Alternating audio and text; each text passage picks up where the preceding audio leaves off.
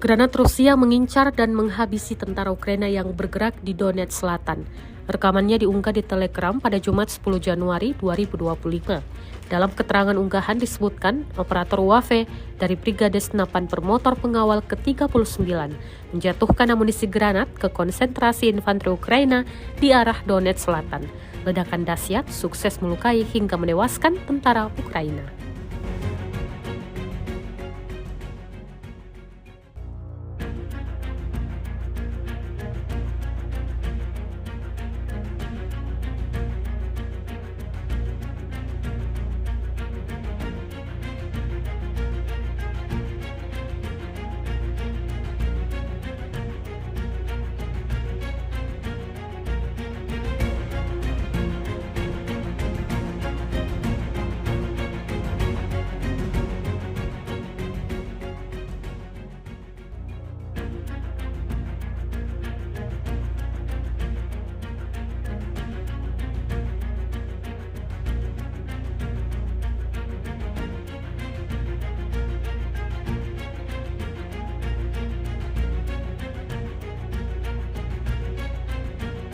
Download Tribun X sekarang, menghadirkan lokal menjadi Indonesia.